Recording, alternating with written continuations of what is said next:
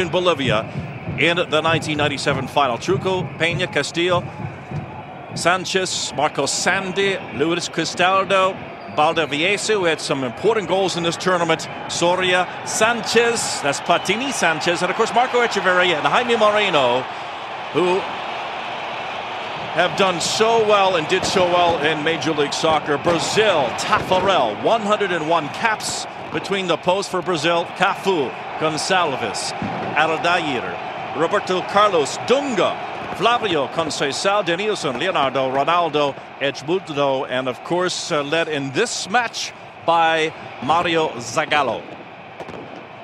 We'll take a break and be back with the first half. It's the Copa America final. A look back, Bolivia, Brazil from 1997, and it's next on Goal TV. The Estadio Hernando Siles in La Paz, playing host to this final, the 1997 Copa America final, Bolivia and Brazil. Lindsay Dean with Ray Hudson. So glad you could join us for this look back.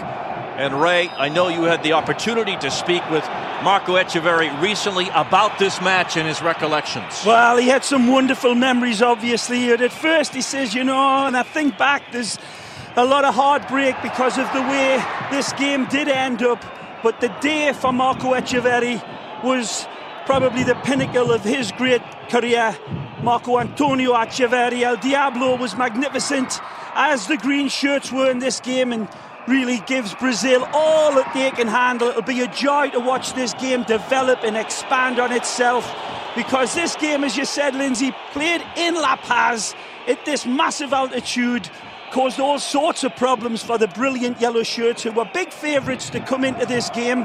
But in Bolivia, in their golden generation, featuring Jaime Moreno at number 9 and Marco Antonio Etcheverry, the genius, wearing that number 10 green shirt, had plenty of other great players alongside of him. We'll get into that in a while. But this was Bolivia's golden generation, and Brazil were looking extremely nervous throughout this game. Early action carried forward. That is Jaime Moreno trying to wiggle through. And of course Brazil in this match, as usual, loaded with world stars and a number of members from the 94 World Cup champions. Taffarel in goal, Cafú, Marcelo Gonçalves, Aldair, Roberto Carlos, Dunga, Conceição, Denilson, Leonardo, Ronaldo, and Edmundo. What a lineup for the Brazilians. As in this match, Ray, going for their 5th Copa America title, and once again Bolivia hosting for the 2nd time, going for their 2nd title. Edmundo swept away. And of course we've talked already a lot about Marco Etcheverry and Jaime Moreno, but Sánchez, another crucial player, now the manager for Bolivia. Platini, they called him because of his similarities to the French legend. And the big number 22 for the green shirts, of course, Julio César Baldivieso, was an integral part of this team that arrived at the final, Lindsay, with a 100% record. Bolivia went through the tournament unbeaten up to this game. So Brazil knew they were up against an authentic, cracking team, and there Baldivieso shows what a threat he would be throughout this game. Good rangy player, a wonderful foil for Marco Etcheverry alongside of him, just tucked up on the inside, but he's always looking to release himself and exploit his great shooting prowess. The man on the ball here, of course, needs no introduction. He looks as fit this year playing for Real Madrid as he did right there. The immortal Roberto Carlos. Oh, what a tackle. In like a Rottweiler. A real duel that took place between Sánchez and Roberto Carlos on that play. 4th minute in. Oh, what a guy to go in on as well. Soria taken away by Denilson. Brazil moving forward quickly. Leonardo was hitting his peak form around about this time. He went for bundle loads of money in the end. 60 caps Leonardo had.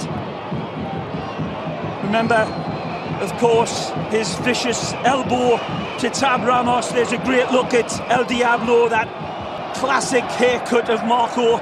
Wonderful gentleman and an absolute brilliant player.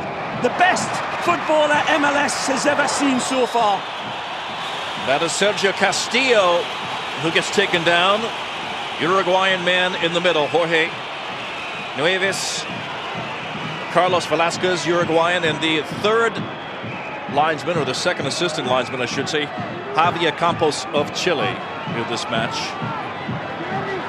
Great for the DC United fans looking in, seeing their great heroes, Marco and Jaime, in their pomp when they were at the peak of their game.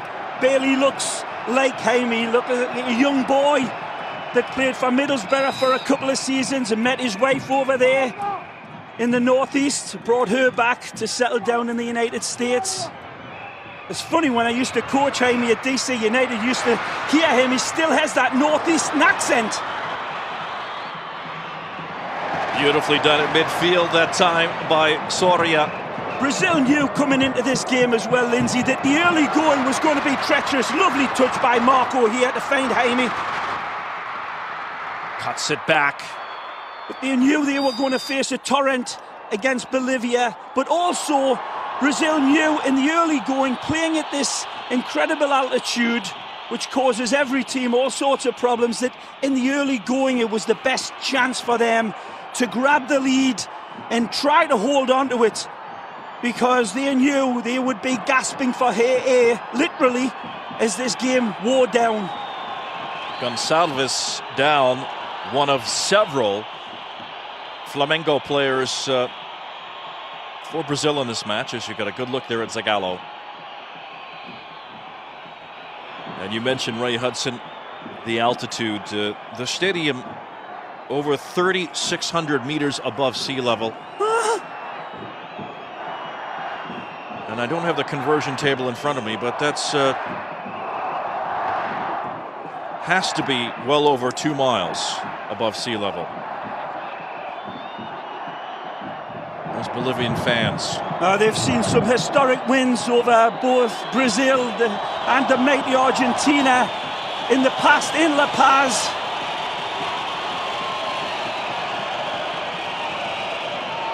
Of course, FIFA doing a lot of manoeuvring to inhibit these countries from using the altitude to their advantage. I'm against that personally, Lindsay. I don't know how you feel. There's never been any deaths associated with playing at altitude, and really geographically these countries should not be punished for basically being where they are. I think it's a real sad move by FIFA.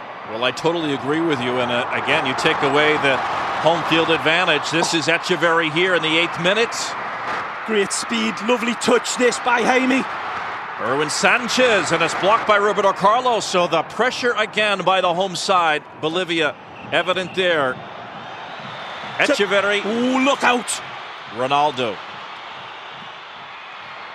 It's a second opportunity. Great speed there shown by Ronaldo, just eating up the ground in reflection to Marco. Etcheverry's leaping run right there seconds earlier. Cracking cup final this in the 97 Copa America. Conceição. Nice lively ball.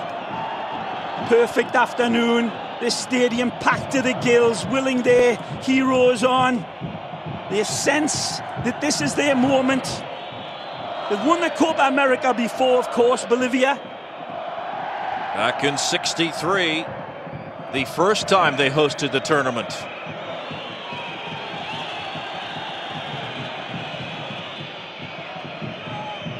Dunga. Beautiful little move by Denilson. Chance here. Trucco comes out in the foot race against Edmundo.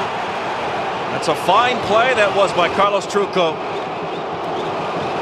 And it's a goal kick. The goalkeeper there, of course, is now the head honcho. It became the head honcho of the Bolivian national team in '03. After taking over as the interim coach. wonderful to look back at these players and just reflect on where they are now, all the troubles that were laying ahead of them, and all the wonderful joy of the game, no more so than this man on the ball. Roberto Carlos, of course, the World Cup winner in 2002. Only one of 5 players to play over 100 games in the Champions League, Roberto Carlos. Ronaldo playing it in, deflected. Ooh, dangerous bounce for Trucco that time. It's Ronaldo making amends for the moment with J.Peña. Peña 70 caps for Bolivia. Played in, as you look at Trucco again, following up on that dangerous bouncing ball. When you look at Ronaldo, Lindsay, you got to remember he was only 20-year-old when this game was taking place, and he was FIFA World Player of the Year. Played back nicely, charging through Baldivieso. He's in. Dunga battling again. And Bolivia gets a corner. Baldivieso showing good look at the young lad, Jaime. Baldivieso there, real box of toys in the box. All game long, he'd be pulling all sorts of arrows out to fire at Brazil. Dunga, the captain, getting across nicely. Sanchez. Wonder if Dunga realised in a few years' time that he would be taking over the yellow shirts in the coach's position. O.Sánchez, again the current manager of Bolivia. Of course, as you mentioned, Dunga, the manager of Brazil, and our Copa America coverage beginning on Tuesday. Brilliant crowd response, men, in this stadium. They're trying to suck the ball into the back of the net for the green shirts. That's bad marking.